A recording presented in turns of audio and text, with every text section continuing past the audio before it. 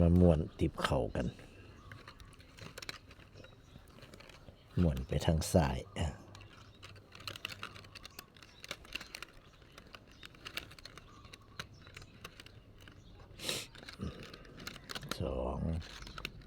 3 4 5มาสานไล่2ขึ้นไป5 เซนไปกลับแต่ว่าขากลับในสาร3 เซน2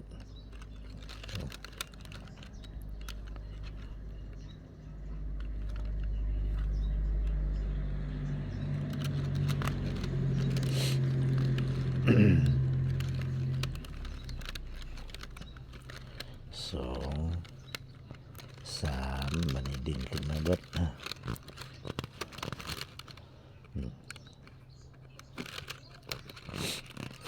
แบบม้วนเอากระสานแบบนี้เอากลับมาแทกใส่กันเบิ่งว่ามันสิพอดีกันบ่แทกจากจุดกึ่งกลางนี่แหละแทกจากกึ่งกลางมาหาขอบมันนี่แทกจากกึ่งกลางด้วยกัน1 2 3 4 5จุดกึ่งกลางสิพอดีกันเวลาเขาพับมันสิพอดีเลยม้วนเลยบาดเนี่ยตอกเหลียเงาดีอยู่ ตอกเหลียเงามันสิม้วนง่ายตอกเหลียสั้นมันม้วนยาก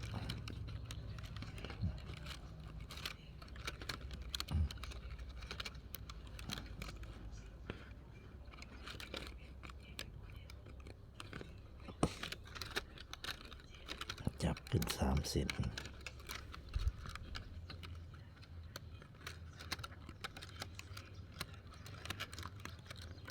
เอาทางลูกมาขัดไว้เส้นหนึ่งครับ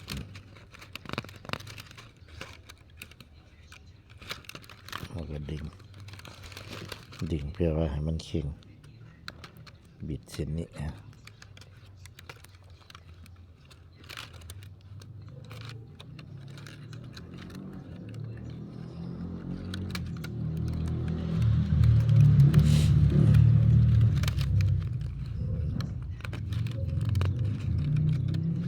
ผู้บถนัดใส่ก็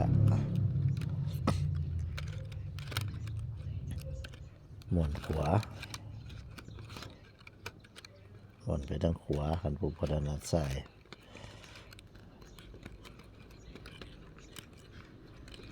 เป็นผู้ถนัดใส่แถวเบิ่งแล้วก็สิเป็นธรรมชาติอยู่คันผู้บถนัดใส่นี่เบิ่งก็สิเป็นขีนนึง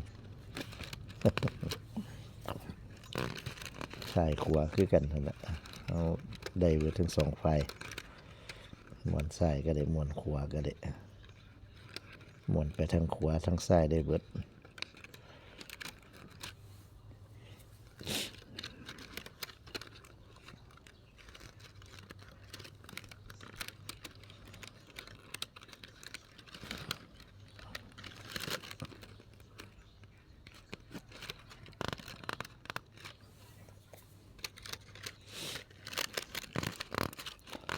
จับเป็นน้ำ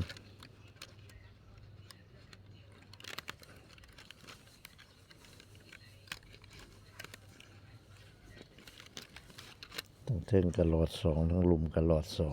2ขาม2 หลอด 2บัดนี้แยกนี่2 เส้นทั้งลุมที่เฮาขามเป็นเฮาก็แยกออกปั๊บมา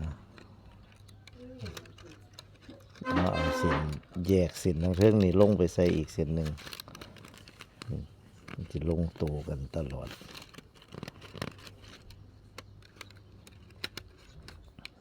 บีดจีบลองตามเส้นที่เขาขัดไว้ วันนี้เขาก็มาแยกเส้นทั้งลุมนี่ขึ้นมารวมกับซุ่มนี่เป็น3 เส้นวันนี้2 เส้นอยู่เทิงนี่เขาก็แยกครึ่งเอาเส้นทั้งในนี่มาคู่กันกับเส้นนี่จับคู่ไม่ไปเรื่อยๆ จืด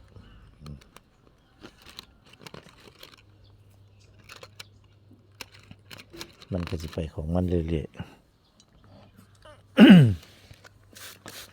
แห้ง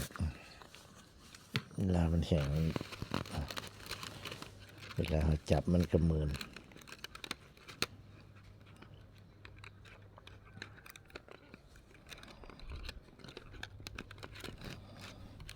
จนตอกเงาสิเขาก็ ใส่วิธีรอดสองเบิดคันไม่ตอกมันเหลือสันแดมโบเป็นตะถึงเขาก็รอดนึงทั้งถึงรอดเส้นเดียวรอดเส้นเดียวแต่ว่าอันนี้ตอกเขายาวเขารอดสองทั้งถึงรอดเส้นหนึ่งหลุมรอดสองคือเหตุในเบิ่งหลายๆคลิป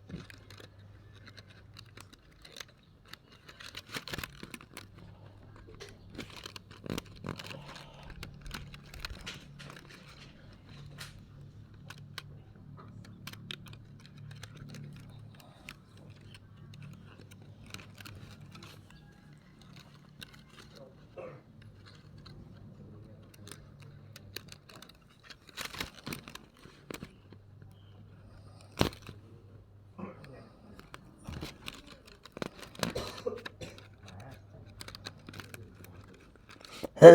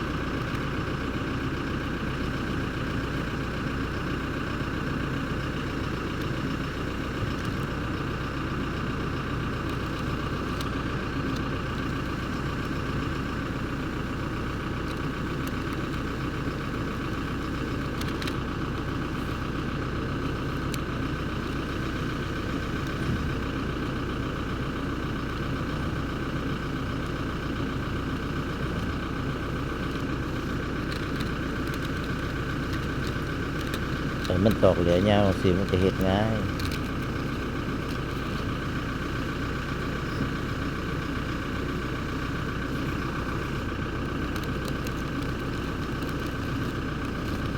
ตอกสั้นมันก็อยากเฮ็ดยากเด้โดยเฉพาะกันมือใหม่นี่ตอกเหลือสั้นๆเนี่ยโอ้ยเฮ็ดยากครับเฮ็ดบ่ได้สั้น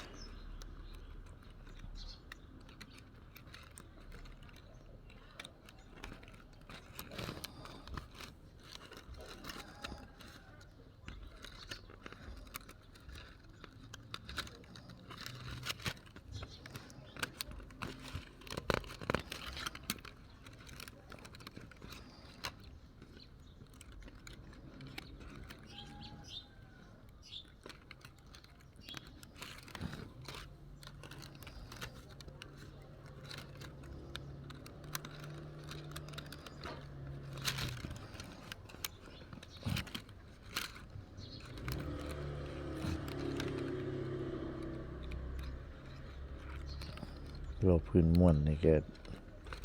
ใช้เวลาโดนส่วนสิแล้วบ่ต่ำกว่า30-40 นาทีพุ่นนี้ก็สิแล้ว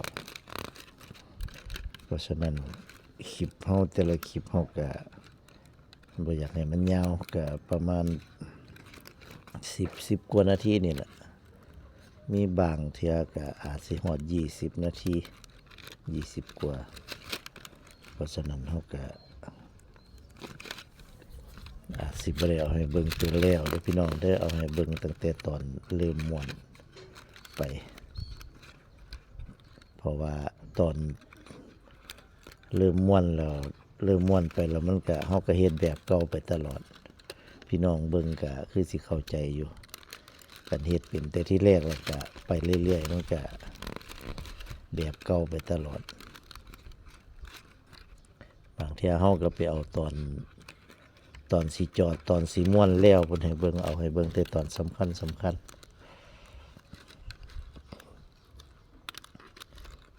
ำหรับคลิปนี้ก็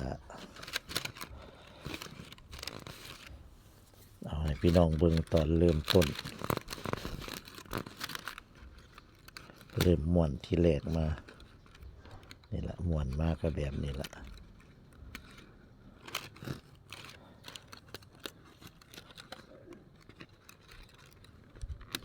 3 2 หลอด 2เป็นลาย2ครับแต่มันเป็นลาย2แสดงว่ามันถือสมมติว่า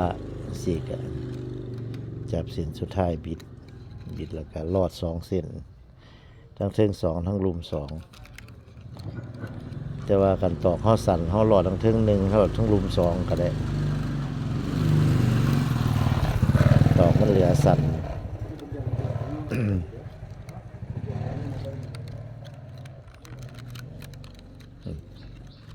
เราจะแยกออกมา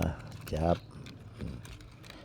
นี่ให้สังเกตลาย2มันสิเป็นลาย2ไปตัวนี้มันก็เป็นลาย2ไป มันจะเป็นลาย2เกี่ยวมาตัวนี้ก็เป็นลาย2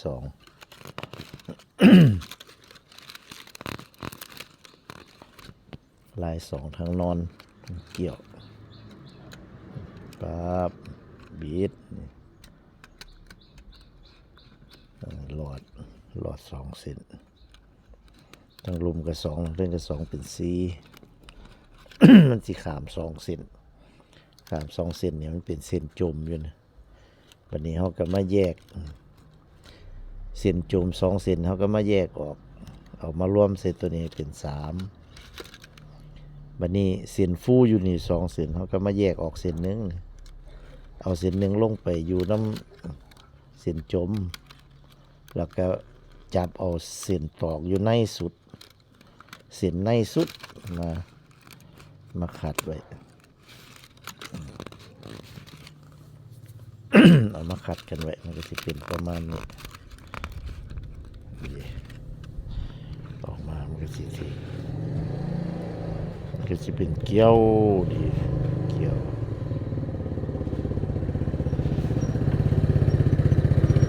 คลิปนี้ก็เป็นแมงตัวเบิ่งตอนม่วน